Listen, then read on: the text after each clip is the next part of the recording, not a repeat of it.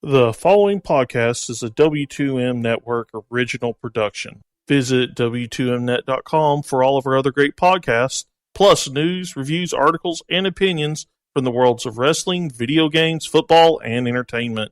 What time is it? I'm here to stand up for wrestling. I am here to give the fans a voice. If you're not watching the promotion right now, you're missing out on something I think that could possibly shape the future of wrestling, and I mean this wholeheartedly, for the next 5 to 10 years. Nobody can touch me. Nobody is better than Adam Cole.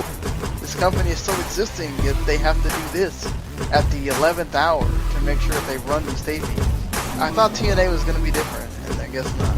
This is truly the Kevin Owens Show. Pentagon Jr. is the wind beneath my wings. The only thing that we get at 10 for sure, maybe at 11, is Ken Shamrock showing up. I'm going to give you your title match.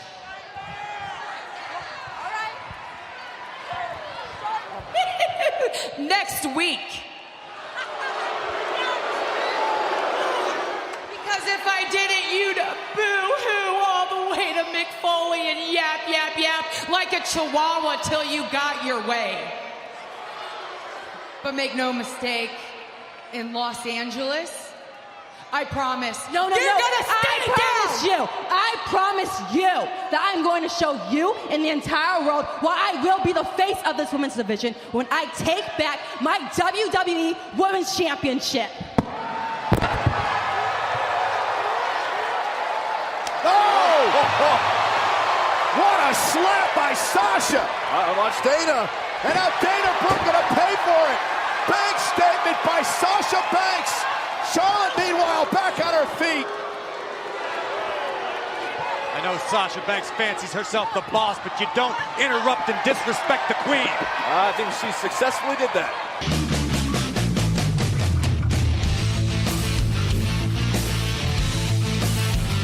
Ladies and gentlemen, wrestling to the mat.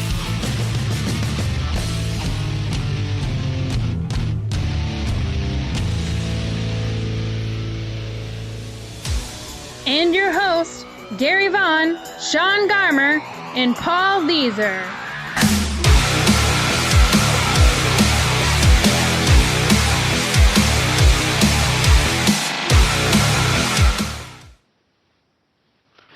Welcome, everybody, to Wrestling to the Max, episode 214, part 1, guys, and we have got a full show for you. I'm excited. I hope you are too. I'm your host, Gary Vaughn, and I am ready to get this thing going with my co-host, Mr. Paul Deezer. Heyo. And Mr. Sean Garmer. What's going on, everybody?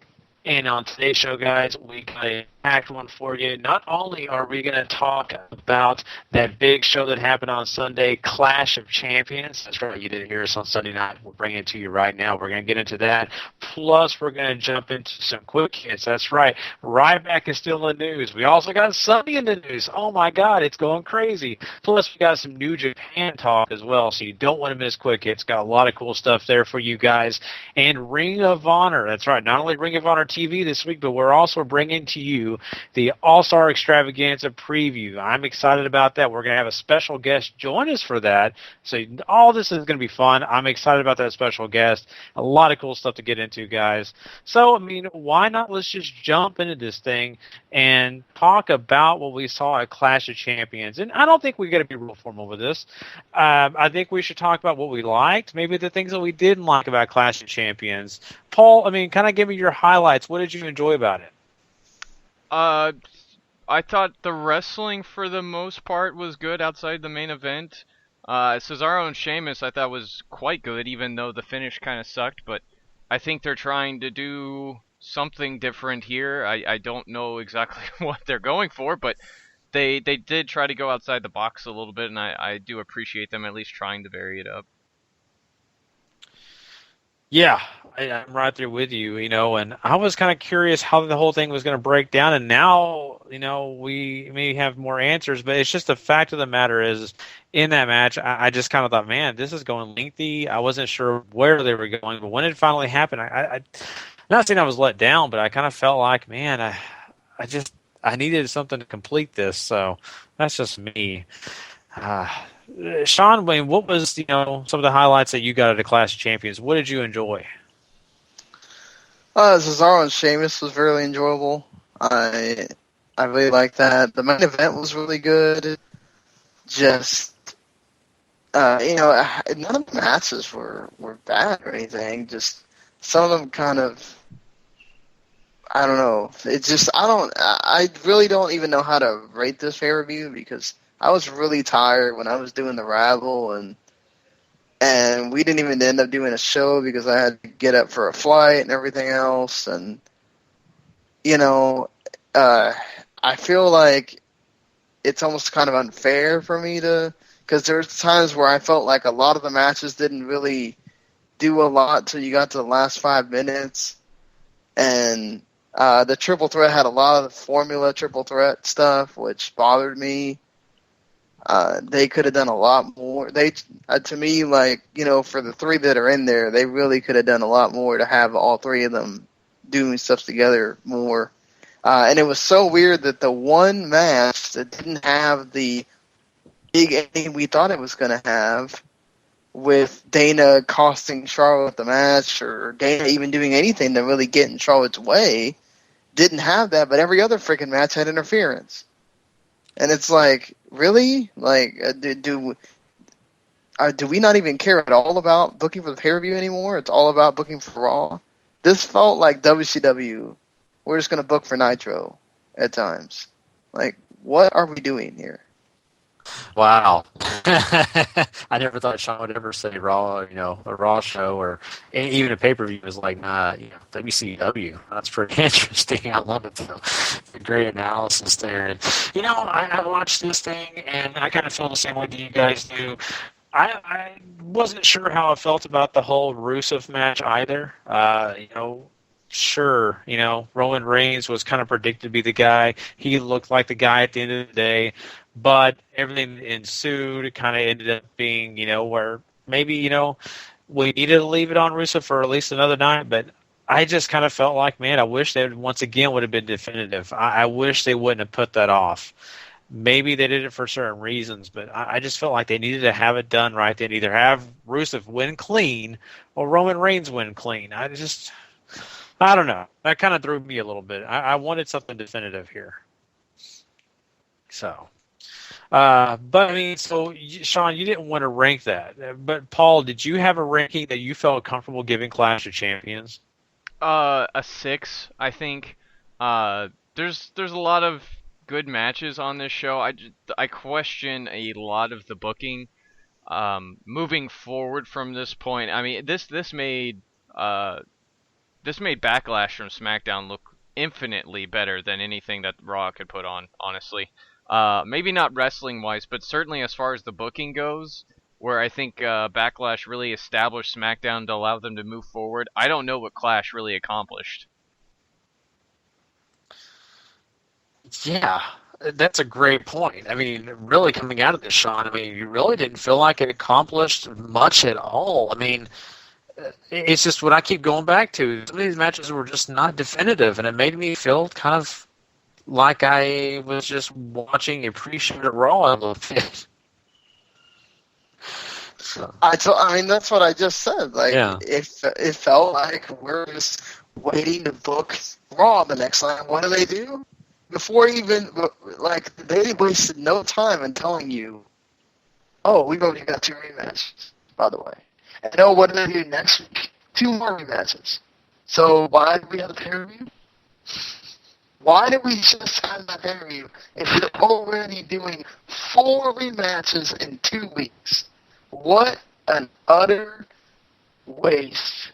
And, for me, it's just, and you just said it, Paul, this Backlash felt infinitely better.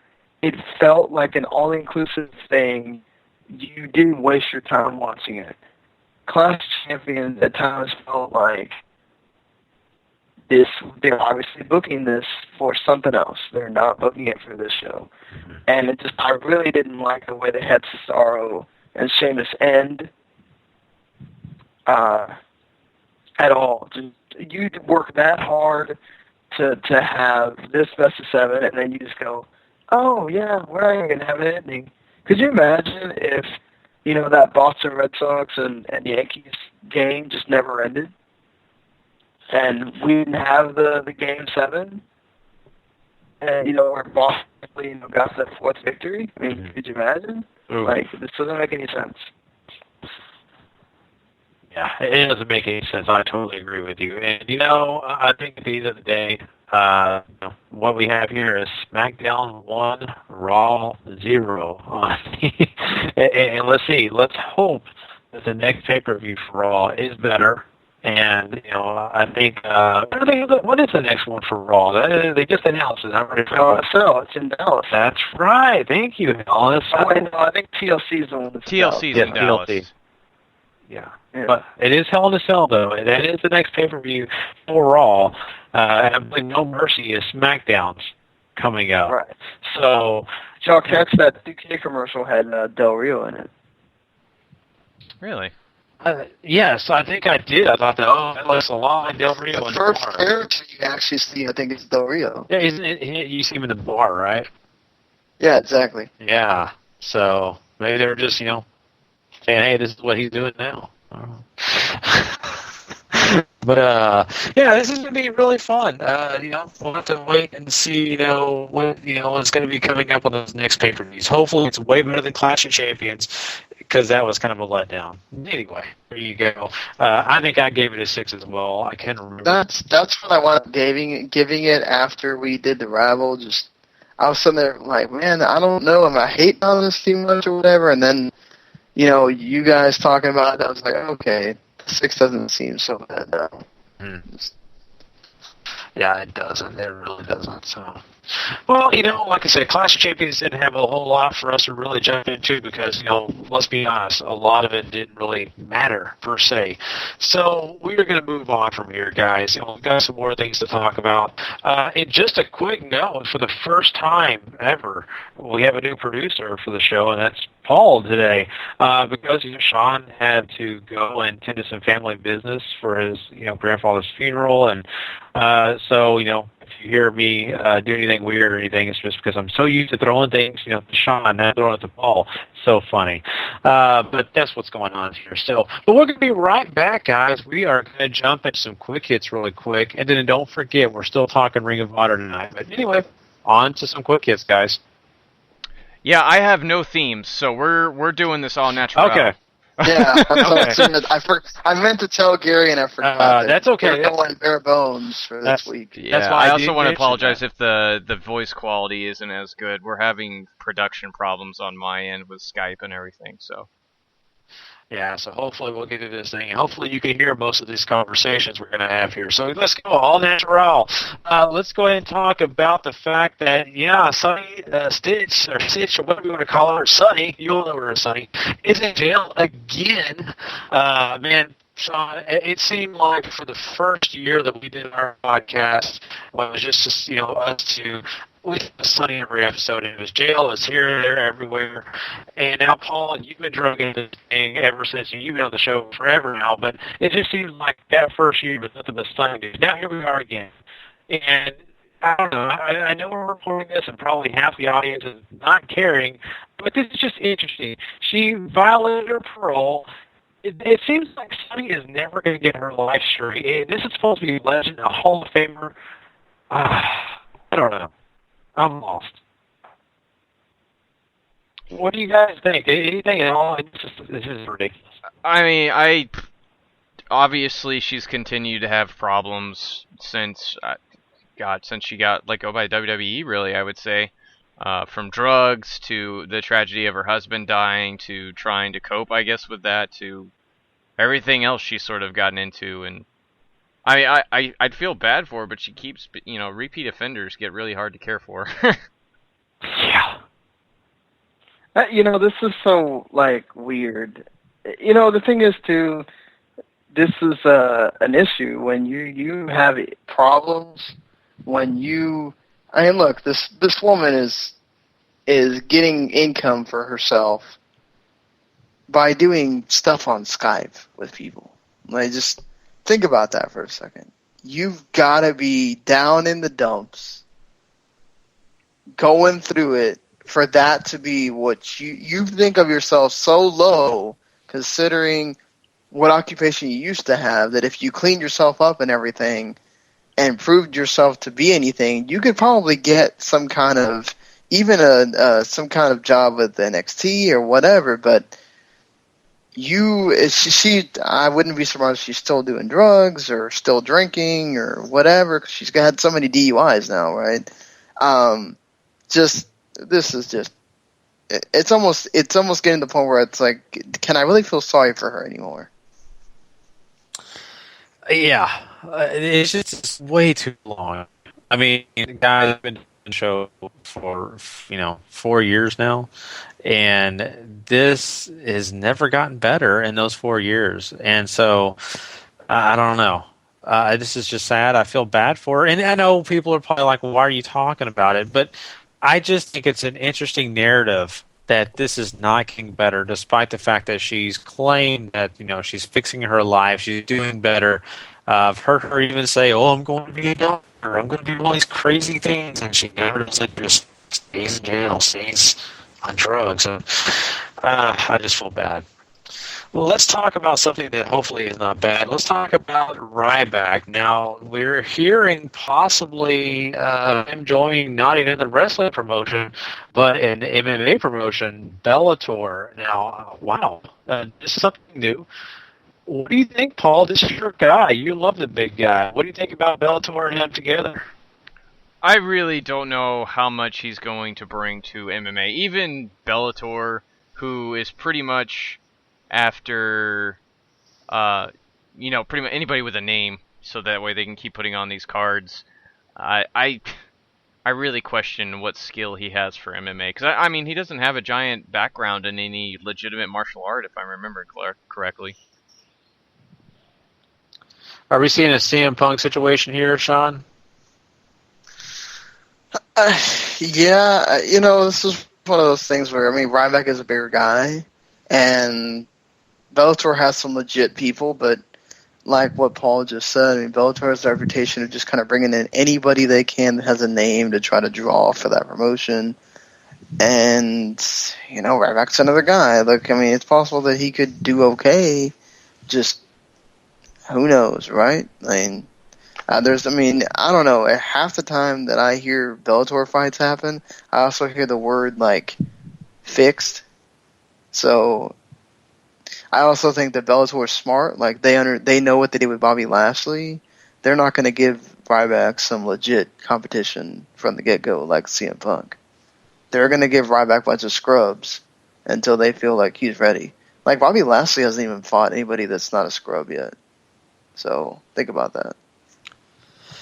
Oh, that's interesting. And, I'm wondering, RyBack and his thought process in this is maybe the fact that he is a large guy and the fact that he feels like he's athletic enough to do some of the things that, involve training, getting ready, and strength and all that. Maybe he feels like he's conditioned that he can do this. But, I know CM Punk's way smaller than him, but I just feel like, if you don't spend the time training in that world, it's going to take you a little bit, and I just don't know that you're completely prepared. But Sean mentioned, rigged is something that I keep thinking of when I think of Bellator at times, to be honest with you. Here's something else that's going to be interesting. Jim Ross thinks that Rusev is a main event talent. Do you guys agree or disagree with that? I personally agree wholeheartedly. He has a whole package set around him to really lead him to success, and I don't know. I feel like if you push him correctly and everything, he could really probably be a top heel for you.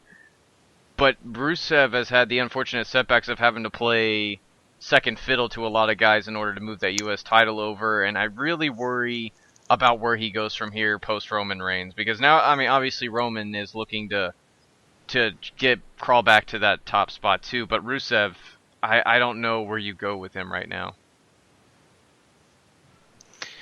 I don't know what you do with Rusev either, because he's kind of stuck in that, okay, I'm the evil Russian guy, and they've had him kind of venture out into comedy sometimes. They've had him venture out into other things.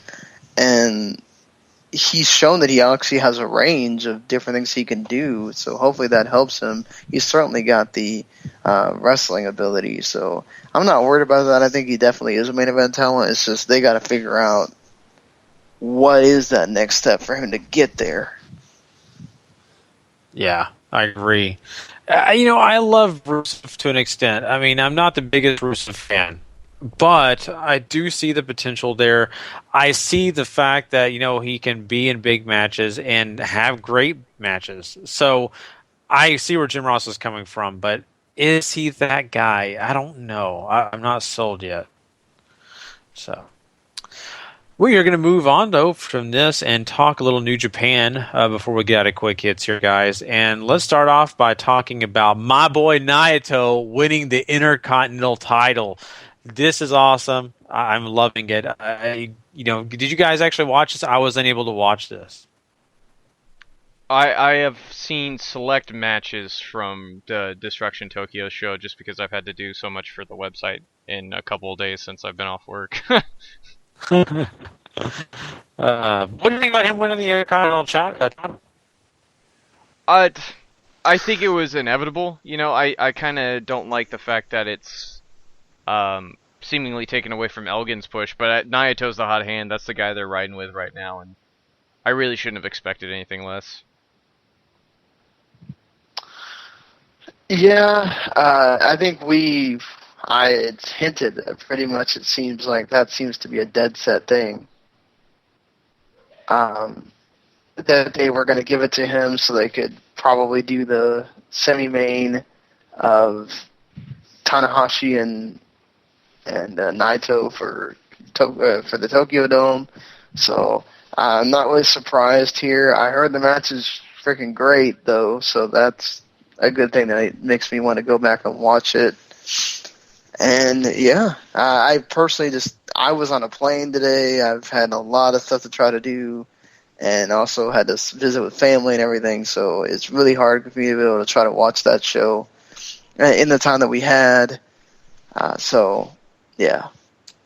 Fair enough. Yeah, I know it's tough for all of us. It seems like, this week has been the craziest week. But, I'm just happy Naito's doing well. I'm excited that he is the Intercontinental title. And, Sean, you're right. I've heard you talk plenty of times about him heading in that direction. So, very happy for him. Let's talk about a heel turn that happened in New Japan recently. Captain New Japan himself turned and joined the Bullet Club. Wow, I never saw that coming. Yeah, I don't think a lot of people saw that coming. I didn't know that Captain New Japan was significant enough for anybody to see that coming. You guys don't love him? I love Captain New Japan. I mean, he's the... I love that meme going around of, Finn, when he was Prince Devitt, just saying something about Captain New Japan, and everybody's using that as the reaction to him joining Bullet Club. It's just great. Well, the Bullet Club needs a representation in those opening matches. Those 6-man tags, those 12-man tags. They already have Yujiro, Hangman Page, Chase Owens. I mean, you couldn't get any more jobberific than that. And let's add in Captain New Japan. I mean, you might as well just add Yoshitatsu too. We just have all the geeks in one stable. The Bullet Club Job Squad. Exactly. They just need to have the Bullet Club. This is why Kenny Omega made the Elite. He takes himself and the Young Bucks, and he can put Fale and Tonga, and there's the Elite, and then you can have everybody else, and they're the Bullet Club Job Squad. Oh, you gotta love it, Paul. Yeah, I mean, I don't think they do this without having a plan for Captain New Japan. Maybe he dumps the entire Captain gimmick and just sort of remakes himself, and maybe turns into something more than just a guy who takes pinfalls every time the New Japan puts on a show. There you go. I love it. We'll see what happens. I mean, I just love the fact that they had someone like Captain New Japan. Let's talk about this next big show that New Japan is going to have, and this is King of Pro Wrestling. And I just, Sean, I mean, you have the card right there in front of you. Why don't you go ahead and run down what we got here? Well, I mean, first of all, apparently, I mean, as is made mention here in the group, that I don't know that he's necessarily okay. It's more that Katsura Shibata is a crazy man, and he is not the type to just want to take shows off if he doesn't necessarily, like, if he's physically able to go, this dude's going to go, okay? So, you know, Shibata having the never openweight title match with Kyle O'Reilly, which I kind of talked about on the previous episode. Paul and I discussed if that was going to be a thing, and obviously it seems like it is. So that's awesome. Of course, these two also, I think, went at it at Field of Honor, but this is going to be great because there's going to be people that didn't get to see that. You get also Kenny Omega and Hiroki Goto for the briefcase, which is weird. I'm going to guess either they're saving Elgin for Power Struggle, or I don't know if they're going to just do Elgin or not do Elgin at all, and maybe Omega's only going to have 2 defenses. Whatever. You know, of course, we got Okada and Marufuji that we already knew about. Briscoe's defending the titles against Goes of Destiny, which, oh yeah, we're all looking forward to that. And we have Young Bucks against Ricochet and David Finlay because Matt Sydal had passport problems. And, of course, we got some tags in here as well. What do you think, Paul? I imagine when it comes to the briefcase that Omega's tutting around, Elgin's the guy who's beaten him most recently. He's the guy he's had the most problem with. And I imagine you want to save the biggest hurdle for a competitor last. And that brings some interest to Power Struggle, too, which I know isn't one of their big shows like King of Pro Wrestling is. But well, you got the time bomb going off at Power Struggle, too. So yeah. I mean, they're trying to get as much on that event, I think, as possible. And I'm okay with them waiting on Elgin. I think Omega and Goto put on a great match. It's a repeat, of course, of their great matches they had in G1 too. And then Shibata and O'Reilly is going to be awesome. I don't know if Shibata is 100%, but I imagine whatever time off he's getting is certainly helping. And maybe this just means that the spinal injury isn't as serious as it was once thought it was, which is totally okay with me. So everything else, like David Finlay and Ricochet is just an interesting team. It's something that I mean, they're the new never openweight tag team champions too with Kojima, and they work together in a really interesting way. It's something I'm looking forward to seeing, especially with the Young Bucks who are just killing it right now. And then the Noah versus New Japan 8-man, I'm also super interested in. Shiozaki, Nakajima, Kitamiya, and Taniguchi taking on Tenzin, Nakanishi, Kojima, and Nagata. Old Guard versus the Invasion crew is always a good time. I wish they could just replace Taniguchi with somebody, but still cool that we're doing this New Japan and Noah stuff, of course. First time Adam Cole is going to be, I think that we get to actually see live, or we get to see on New Japan World. I think it's first time Adam Cole's teaming with other Bullet Club members. They're not the Young Bucks. So that's kind of cool as well. Yeah, teaming with Fale and Takahashi against Ishii, Ospreay, and Yoshihashi. If it's not clear who's winning that match, folks, I don't know what you're doing. They also have a pre-show match that I hope makes air on New Japan World because they have for the new Tiger Mask anime, they have Tiger Mask W wrestling Red Death Mask, and I have to see that. I just have to see that. Yes. Oh, that's awesome. I love it.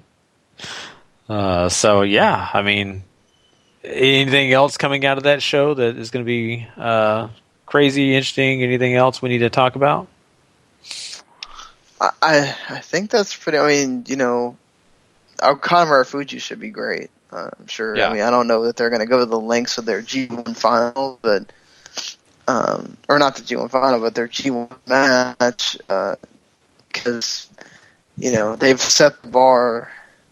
Elgin and Naito got to sort of get up to that level. Yoshihashi and Omega did not. So hopefully we get more of the latter, not the former. Mm-hmm. Yeah, I mean, the only match we sure. haven't touched on is Bobby Fish and teaming up with Taguchi, Makabe, and Hanma to take on Chaos and Trent Beretta, Jado, Rocky Romero, and Toru Yano. But there's not a whole lot going on there. Yeah, so I think pretty much said it all right there, guys. Well, that is New Japan, some discussions, and we're about to get out of quick hits, but really quick, Paul, I've got to ask you about this new Chikara video game that's in the works here. Have you seen it? Are you interested? I've actually already backed it on Indiegogo. It's like an arcade beat 'em up thing. It looks really fun. It looks as over the top as Chikara presents itself, so I'm really looking forward to get my hands on it. Sweet. I'm really looking forward to seeing what it's all about myself. Just because I've seen a little bit of it, but I haven't really paid too much attention to the production of it and all that. So I'd love to watch some of that and some gameplay. They have some gameplay in their video on Indiegogo if anybody else is interested in looking at it too. Just type in, I believe it's Chikara Action Arcade Wrestling. Just give that a look. It should be on there. Awesome. Is it for the systems or just PC right now? I think it's just PC right now. I think there's stretch goals to put it on systems. Okay, that's cool. I think you can go on Steam and see some stuff there as well if you're a Steam person. Yeah, I think they got greenlit on there too. Yeah, I mean, if it actually makes it, then with Indiegogo they get money no matter what. But if it makes it, maybe I can Twitch it or something if I have my PC in working order by then. Oh, that'd be awesome. That would be really cool. We will keep you guys updated if Paul is able to do that. I'd love to see that. Well, we're going to run over and go ahead and jump into some Ring of Honor. Really quickly, we will be having Glenn Smith join us. Sean, do I need to go ahead and add him? I think it might have been too late for him. Okay, Glenn's I still see him online. Chat. He's in the chat. He's in the chat? Okay, let me see if... I can Is connect it him. Okay, because maybe he's... Here we got it. He's calling right now. Okay, well, the call put me on hold, so listeners, it's just me right now. As we try to loop around everything we're doing on Skype, we're in new foundation here with me being producer, and I have very limited experience at it as I have only run a non-live show, and that's so much easier, especially because you only have to worry about yourself. So there's that. Let me see if I can't get these guys back on here as I try to stall for time.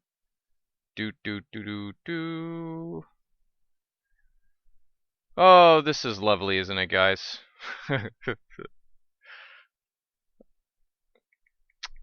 Dead air is not good.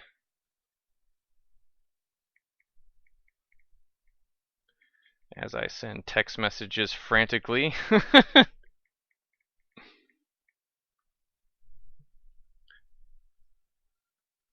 Oh boy. Oh boy.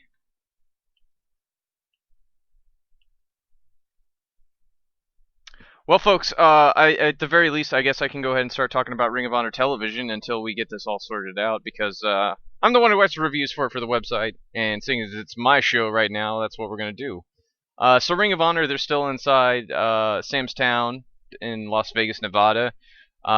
They open the show, they go over some of the stuff that's been happening, previous episodes and stuff hyping up All-Star Extravaganza, but we very quickly hit to the ring as the Last Real Man and Silas Young goes one-on-one with Toru Yano. Yano and Young have about the typical match that you think they would. Lots of Yano special going on, lots of other stuff as I'm trying to get all this call stuff sorted out. And yeah, so anyways, Yano and Young going one-on-one. Yano ends up trying to use his usual Yano stuff, and he can't really he can't seem to put Silas away like he has. They go back to the turnbuckle spot that they did at All-Star Extravaganza. They go back to Silas's Yano's classic sort of low blow stuff. And when none of that works, Silas ends up hitting him low and throwing him into the exposed turnbuckle, and he gets the win in about 9 minutes or so. Maybe the best Yano special match I've ever seen.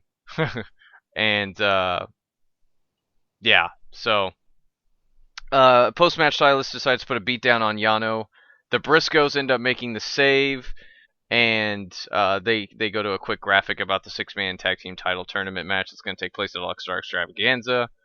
And then we get to one of the reasons to watch this show, which is Christopher Daniels' promo about Ladder War.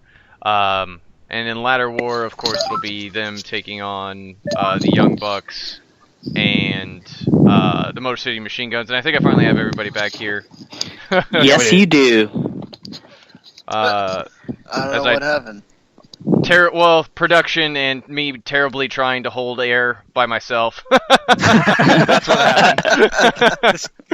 My end failed, and then me and Glenn talked, so then I finally got everybody back on here. So continue on though, Paul. Kind of give us a rundown of what happened on this Ring of Honor TV. Yeah, so far I've only talked about the opening match, and now I'm talking about Daniel's awesome promo where he talks about how terrible he is at everything else in life except wrestling, and he's pretty much going to do whatever it takes to retain the championships at All-Star Extravaganza in Ladder War, which should be phenomenal. What did you guys think as I try to find my water so I can take a drink? I honestly thought that there hasn't been a more honest promo from like any person in Ring of Honor since Steve Corino did that sort of retirement speech from last year, where he was talking about how he had to undergo surgery for his neck issues and wasn't going to be able for Final Battle of last year. So, I mean, I just love seeing that level of honesty and just kind of just showing the old grizzled vet saying that, I still got this in me. Mm-hmm. I agree. Yeah, I mean, him trying to pretty much telling the camera that he's going to tell Age to fuck off pretty much won me over forever. Yeah, I'm sure of that. I just enjoyed it. It was nice to see him get that time. It was just overall really good. Mm. And I think probably one of the more unique aspects of this was that it was just him. He didn't need Kazarian for this promo. I mean, it was just him and the camera and the title. Those are probably the most awesome promos that there are. Mm-hmm. I mean, when him and Kazarian tend to get together to do promos, it can get a little silly. And the way that they sort of shot it, too, they had this, like, shine leaping off the championship and sort of, like, the edges were a little faded out. It was a very interesting presentation. I absolutely loved it. I think this just kind of can show how dangerous of a man Daniels is. Like, when you put him up against the wall, I mean, that I felt was a little bit lacking just kind of in the way that they've been building up this match. Mm-hmm. Yeah, I completely agree with that. Let's go ahead and move on, though, to really the real meat and potatoes of this show, and that's the situation surrounding Steve Corino, Kevin Sullivan, BJ Whitmer, and now the newly renamed The Punishment, Damian Martinez, who, of course, is Punisher Martinez that we've seen before. Martinez gets the squash cheeseburger and hits the damnedest chokeslam I think I've ever seen in my life. But the real meat here is Sullivan on commentary with Corino, talking about everything that's going on. Like, Sullivan calls Corino Mukon. He's talking about why. Corino really wants to know why BJ was chosen over him, and Sullivan tells Corino that he's pretty much been a child, and he always wanted his own way when he should be accepting evil. And there's a lot of like double talk here, and they pretty much get to the part where Damian Martinez is the reincarnation of the Purple Haze, and it's really weird but intriguing. Just everything throughout this whole Steve Corino thing, like, that is probably some of the best storytelling Ring of Honor has done, just kind of in their 1 hour television programs, just kind of everything that just goes on for that. Mm-hmm. Yeah, it really does. And I mean, I want to say this. I mean, no matter what, every time I see Punisher Martinez, I just think this guy's awesome. So it was just a happy moment for me getting to see him back on the show. Yeah, I thought. I mean, when I saw that he was that he emerged like in that, what was it, Cheeseburger and Ferrara match a couple of weeks back. It was a four-way with it was Cheeseburger, Ferrara, Joey Diesel, and I'm forgetting another jobber. Tough Tim Hughes. That was it. Yeah. Yeah, I honestly that just like was the perfect time that I think you could have him debut. I mean, it's stuff like that just kind of encapsulates what Ring of Honor can be like when you debut a guy into a story. Yeah, I've spoken on several occasions about how much I think that's been the real winner of this feud is getting a new talent involved and using all of this to sort of build an aura around him. Mm-hmm. To really, like, he looked absolute. I mean, obviously he's supposed to look unstoppable, and it's only Cheeseburger. But some of the moves he were hitting were just absolutely incredible. Like he had this amazing spin wheel kick, and his lariats are thrown with such freaking anger, and he's really got this whole character down already, which is great. But it makes you wonder, what are they trying to build up to? Is it going to be Carino finding like his own little protege of Evil and proteges of Evil fighting each other? Or what is the ultimate end game for this? That's sort of where I'm at too. I don't know if this leads to another Carino Whitmer match, or if it leads to, like, I've been waiting for Steve to tap Colby in all of this and sort of get him involved. Yeah, I honestly like just kind of like in the build up to Best in the World, I honestly thought that if there was anyone to interfere in that match at Best in the World, I thought it was going to be Colby. Mm-hmm. Mm-hmm. Yeah, and they get some exposition, like they show some of the promo that Whitmer cut during the commercial break after that match, and Whitmer talks about sort of how he wants Carino to join them, because when you have all this and you give in, you can finally find your salvation and all this, and it adds more layers, but I'm still confused. And they talk about meeting out in a desert whenever they leave Carino with a golden spike, and it's really weird. All right. Now this is just me. I honestly think that there may be a meetup at where the Trans Pacific Railroad and the Union Railroad met. Was it Promontory Point? Something like that. Yeah, but like the way that they connected those two railroads was a golden spike. Just saying. Hell on wheels. Indeed, it was. That would be really interesting if that's how they get around to that point. But I think it's time to talk about that main event now. Adam Cole and Hangman Page teaming up to take on Tanahashi and Elgin, and this was really, really good. Tanahashi and Elgin end up going over with Elgin hitting the Elgin bomb on Page, but he had to hit him with like 8 different moves before he finally kept him down. So Page looked pretty good in taking a loss. I totally agree, but honestly, this is just from my perspective. Probably my favorite match of the whole show was Yano and Silas Young. If there was ever a perfect foil for Silas Young, it's Yano.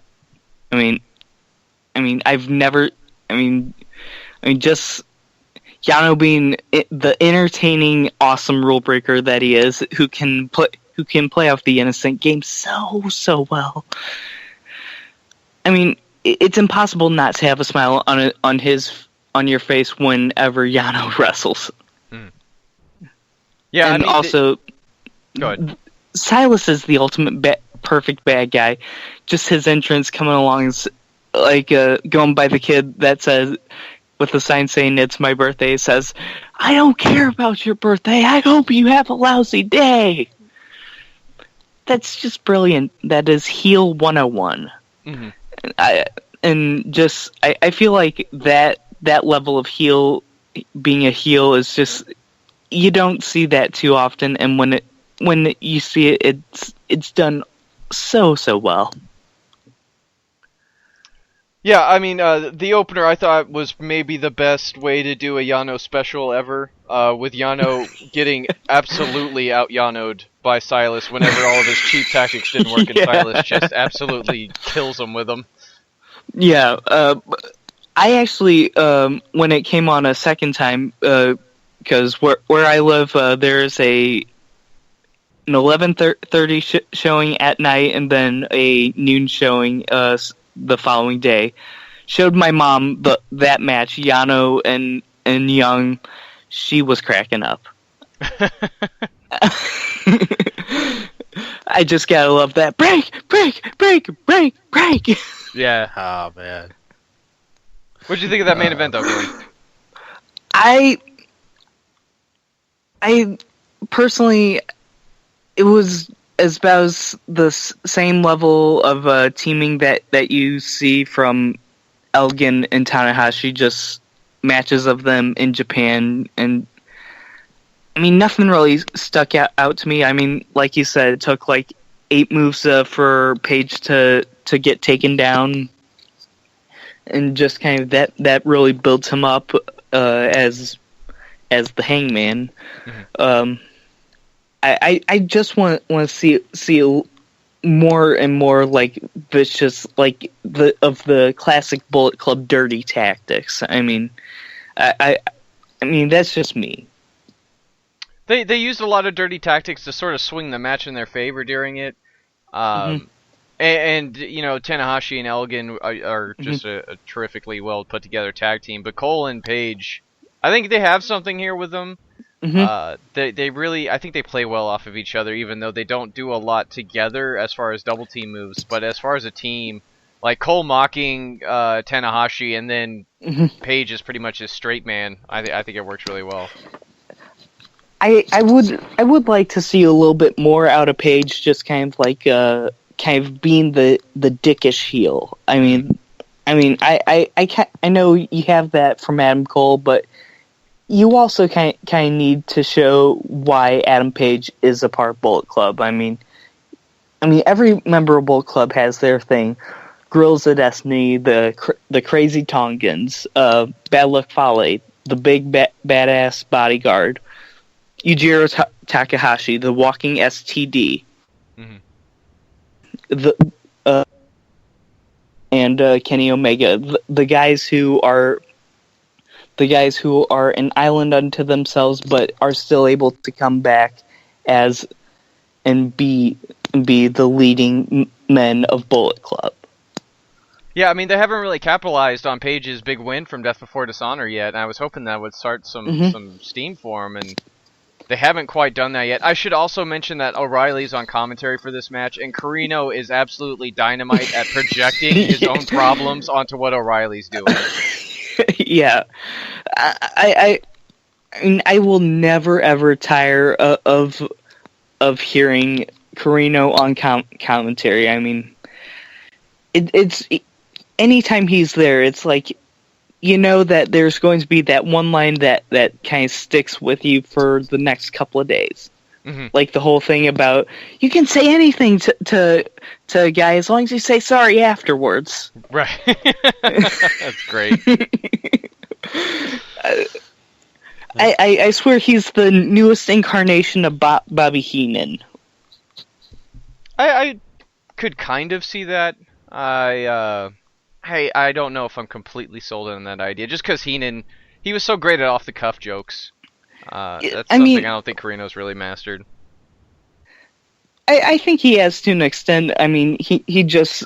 I love the fact that, like, just kind of given his previous reputation of Ring of Honor, like, being the guy that's nearly brought it down to its knees in scum. It's just... And just kind of the way that he comes back does something terrible, makes up for it, does something worse, comes back better, and I mean, every time you see a little bit of goodness out of him, he goes back to being evil and just kind of like saying, "What? I mean, I thought I was doing good." Right. Well, I think that about does it for Ring of Honor Television, and we're going to go ahead and preview All-Star Extravaganza, which is happening this Friday. Made sure that I requested off work and have it already ordered via the Fight TV app. Lucky you. I have to wait until Sunday probably to watch it, but they open here, at least on my card, with the Four Corner Survival Tag Team match to crown new #1 contenders to the ROH World Tag Team titles. You have the All Night Express, Red Titus and Kenny King taking on Keith Lee and Shane Taylor, taking on War Machine, taking on Colt Cabana and Dalton Castle. That Dalton Castle and Colt Cabana are definitely the team up that I'm going to be watching closely, just to see if maybe afterwards, like, they'll actually become something more. But that's just if I had to focus how they team up, but and the three other teams in this are proven effective and just kind of working as a cohesive unit. I got Lee and Taylor winning this match. I think that this can be a way to show that they are the dudes that are going to be unstoppable and will be leading ROH throughout 2017. And I mean, that's the way I see it going down. But I don't see them winning winning the titles in their first go around. I think they still got something to do with War Machine. So yeah. I mean, I don't see them win the titles if they win the contendership. I'm with Glenn on this. Lee and Taylor, dominant guys. I think they're going to continue their dominance here. I love Colt Cabana and Dalton Castle, but I just think that that's not the direction they're going. So, if I'm not mistaken, Survival Rules, is that going to be with the elimination style, or is that just going to be one team in, two teams in, two guys at the corners? If I remember correctly, Four Corner Survival is pretty much a fatal four-way. Just with the one-on-one aspect of it. Right. So the first fall would be your winner here. Sean, who you got? I think Sean is doing something else. I think he was letting Glenn take his spot. I did not know that. Okay. Well, then I'm going with the All Night Express. I think Keith Lee and Shane Taylor and War Machine take each other out. They're going to have some big blow-off match at Final Battle. Cabana and Castle, they'll put up a good fight, and I wouldn't be extremely upset if they actually ended up winning this. But I think with all the attention the Cabinet's been getting, I think All Night Express ended up taking this one. Next match, that's definitely an interesting school of thought on that one. I'll give you that. I mean, I'm with you on Keith Lee and Shane Taylor. They're going to be tag team champions sometime next year. It's just I don't think they're going to sniff the belts this year. Absolutely. I mean, it's going to be 2017 or bust. Next up on the card, Hangman Page taking on Kyle O'Reilly. Ooh. Gary, you start with this one. You know what? This one could go either way. This is an interesting choice. I'm going to go with Kyle O'Reilly. I think that he's looking for some vengeance, and he's going to take his rage out on this poor Hangman Page. I have to agree, but I agree in a different way. I think you need to have this be the win that sort of starts building up momentum for him to face Adam Cole for the title, and for him to be the little engine that could at Final Battle. I mean, they're doing Survival of the Fittest this year, actually here in Dallas and in San Antonio. So that'll be how O'Reilly gets the shot for Final Battle. But I agree with you. He does need to start running through some Bullet Club guys. I think Page is an excellent first opponent for him. And Kyle O'Reilly's going to win that. Not with ease, but he will find himself with the winner. Mm-hmm. Next up on the card, Jay Lethal taking on Tetsuya Naito. Ooh. Gary. We already know where Gary's going. Yeah, you're not getting much of a break, but Naito will be my choice. I'm going to go with Lethal. He needs to get some revenge on Naito and Evil, ditching him and leaving him out to dry against the Bullet Club.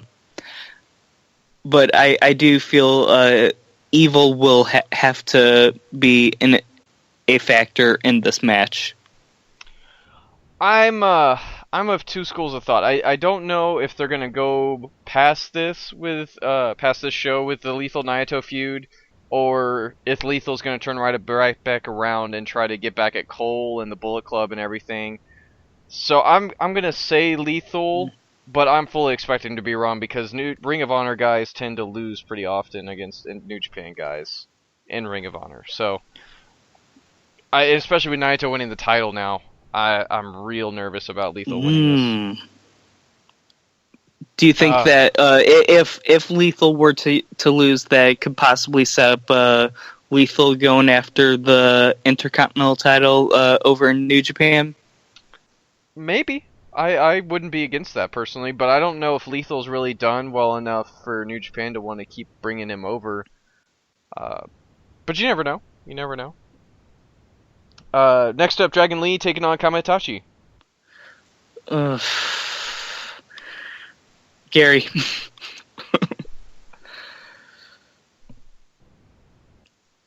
Gary, you there, bud? Maybe not. Bueller. Okay. I am here. Sorry. When you're coughing over here, you want to have the mute button on, but not when you're trying to talk. Kamitachi is the way I'm going to go. I don't have anything to base that on, but I don't know. I just kind of feel it in my gut. It's a gut feeling. I'm going to go with Kamitachi. I got to see him when he actually came over to the States, when he started his tour of ROH for on the road to best in the world. He put up a damn good fight against Adam Cole, the match I saw. So, but he's got charisma. I wish I want to see more of. And I've heard a lot of great things about this feud he's got with Dragon Lee. I don't know a whole lot about this Dragon Lee dude, so going with the guy that I know. So Kamitachi. I think that's a safe bet, too. These guys had numerous Match of the Year candidates earlier this year, as well as at the end of last year, and really sort of put Dragon Lee on the map, as well as Kamitachi. I don't know if this is going to get enough time for them to reach those levels, but it certainly will be an awesome match. I'm going to go with Kamitachi, too, just because he's the guy that's rolling with Ring of Honor now, even with the CMLL deal in place, and I don't know how often Dragon Lee is going to make it over. Now, with this being Dragon Lee's debut, do you think that at all has any effect of booking stance? He's going to be the second CMLL guy to come in since Voltaire Jr. Oh, they also they've had Stuka Jr. on recently too. Oh, Stuka Jr. That's what I meant. I get him and Voltaire confused. I honestly don't know why. To be honest with you, I don't know. He is the current CMLL World Lightweight Champion. I don't know how often he's going to be able to make the trip, but it could play a role in this being his debut for the company. I just think they're going to go with Kamitachi just because they know he's going to be there the next day and the weeks afterwards, Yeah, that's kind of the way that logically I can see it going. Mm. Next up, the big match, Ladder War 6 for the ROH World Tag Team titles. The Addiction defend against the Motor City Machine Guns and the Young Bucks. It's a case of who I want to win and who I think will win. Who I want to win is the Young Bucks. I know how stellar they are in ladder match performances, be it PWG or I hate saying this, TNA. if you get the chance, watch the match they had with the Addiction over in TNA. It was an astounding ladder match. But I do think the Addiction's going to be coming out with the titles. I feel they're going to try and give the rub to a newer team, i.e. Shane Taylor, Shane Taylor and Keith Lee. And that's the way I see it going.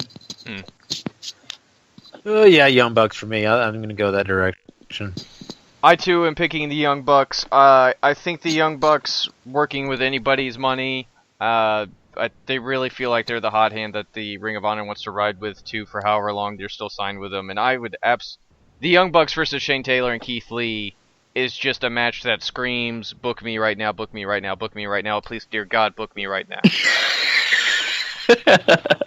Well, I was actually just saying like Addiction and versus Taylor and Lee. I mean, I think that could be a good feud to go with. I mean, a couple of weeks back, I know the Addiction had this little promo saying that they beat every team in the back, and just kind of looking at it, it's like they haven't beaten Taylor and Lee. Book it, Nigel.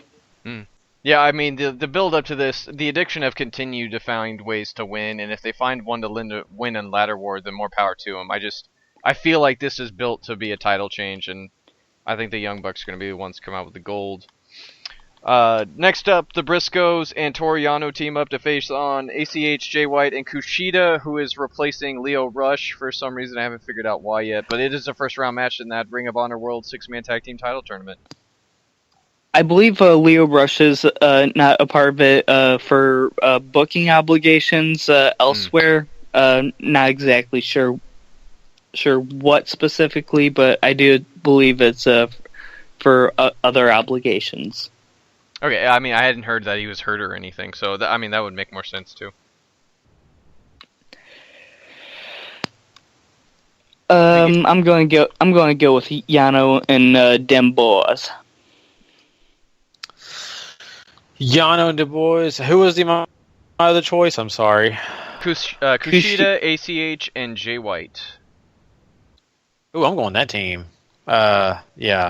White has been doing so great. They've done a great job of really protecting Jay White since he's come over. Kushida wants to be ROH World Champion, and ACH is just a phenomenal talent. I feel like the 6-man tag team titles could be a great way for him to get over. I'm going to go with Glenn, though, and pick the Briscoes and Toru Yano just because they have that never openweight championship reign in their past as far as their 6-man belts go. And I don't know, I feel like that they're going to want the Briscoes there at the final whenever they get there for that star power bump. But all right, now recently, within the past couple of weeks, Matt Taven's been saying that the Kingdom returns at All-Star Extravaganza. Mm-hmm. Who is going to be in this new Kingdom? To be honest with you, I couldn't pick him out of a lineup. I haven't a clue.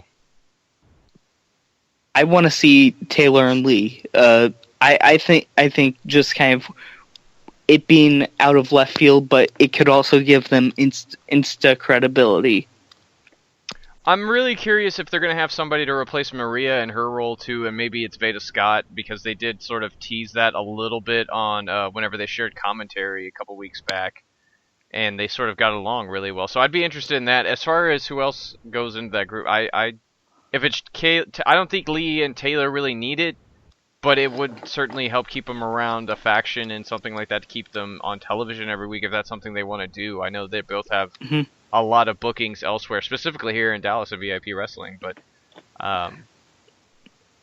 yeah. And Lee's the VIP champ down there. He is, and they're also #1 contenders for the tag titles too. Yep. So next up, the co-main event, or I imagine Ladder War would actually be the co-main event, but the ROH World Television title match, as Bobby Fish defends against Donovan Dijak. I think it's going to be now time for the Ring of Honor fans to feast their eyes on Donovan Dijak. Ooh, this is interesting too because I could see Bobby Fish retaining, continuing on his process, but man, it is honestly time for Dijak to do something. So I think that's why I'm going to go with him. Did Paul? Did you watch Death Before Dishonor at all? I did. All right. Okay, so Diamond Dijak's entrance gear, I could have sworn he was Ivan Drago. Oh man, I don't know about Ivan Drago, but certainly, I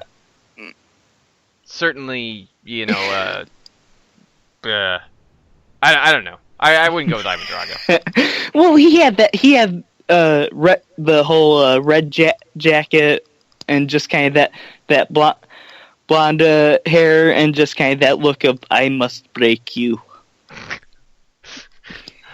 Maybe so. At any rate, he's going to be your next ROH television champion too. I don't know how much more Bobby Fish is going to do with the belt. I kind of like him losing it here, and you can sort of tease out whatever you're going to do with Kyle O'Reilly and Cole and have him have his back and everything, and that leads to a turn maybe. There's also a lot of talk that Red Dragon that might not be long for Ring of Honor and head to New Japan full time. So getting that belt off him now and just to at least prepare for that eventuality maybe, and getting Dijak to do something, as Gary said, is I think paramount at this point. And then that leaves us with our main event as Adam Cole defends the ROH World title against Michael Elgin. Easy. Adam Cole, baby!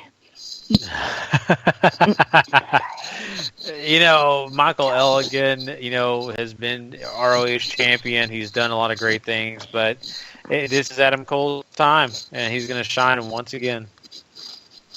Yeah.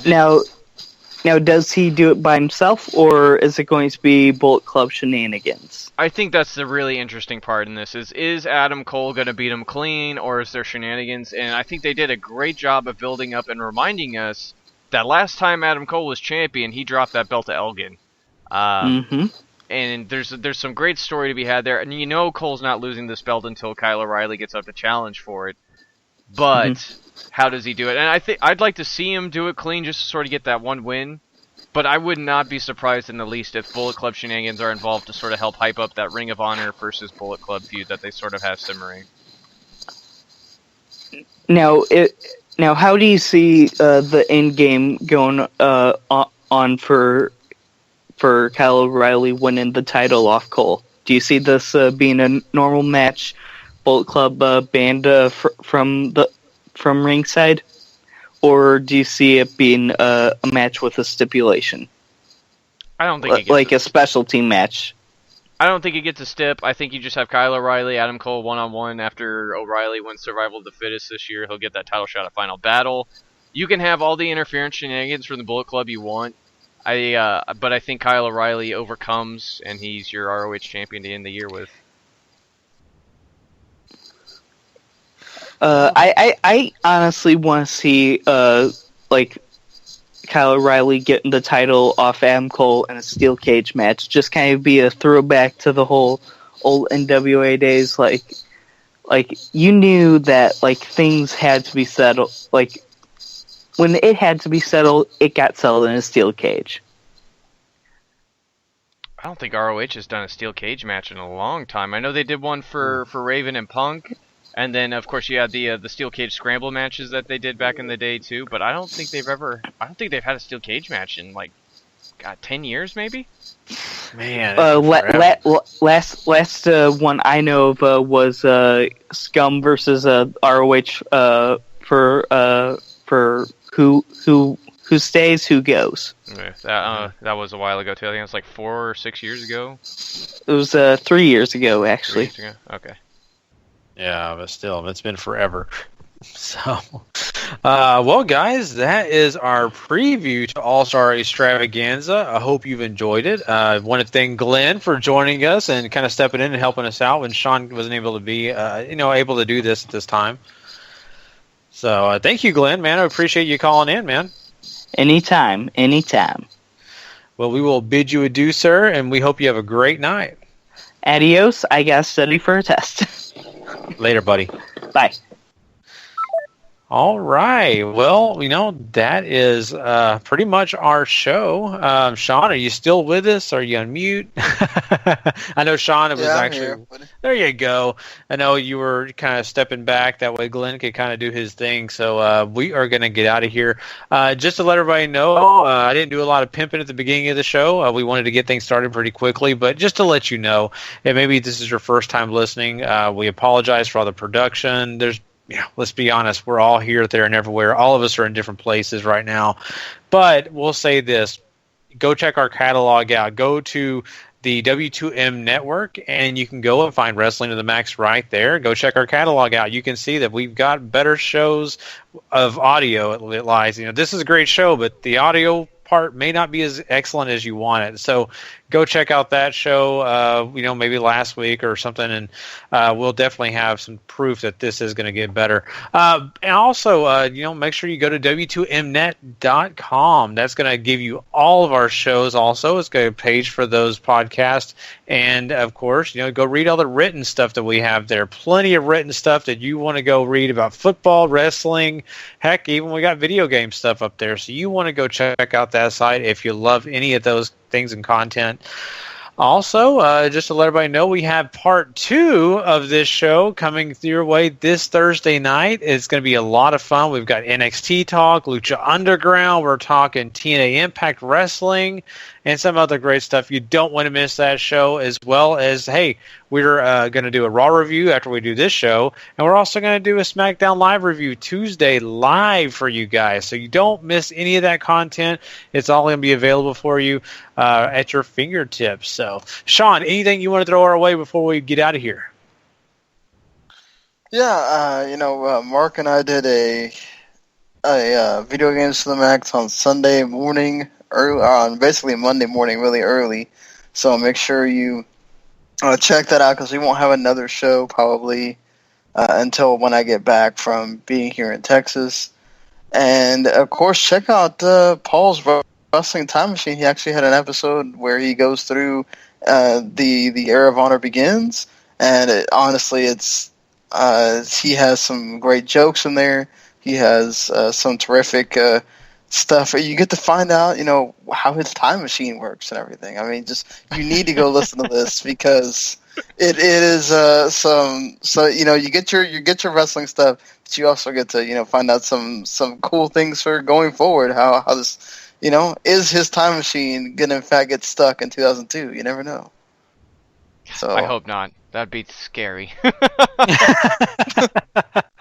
Doc, I can't get out of here. somehow, Paul is talking to us from the past right now. So, wow. See, phase shifting and time streams, it's all very complicated. Yeah. Oh man! See, I tried to do it just by vocalizing a way old episode, but Paul's actually doing it. So, man. Well, guys, that pretty much wraps up everything. Thank you, everyone, for listening tonight. We've had a great time. We can't wait to check you guys out Thursday. But until then, if you're not living life to the max, no, you're not living life at all. You know it. Peace. The following podcast is a W2M Network original production. Visit W2Mnet.com for all of our other great podcasts, plus news, reviews, articles, and opinions from the worlds of wrestling, video games, football, and entertainment.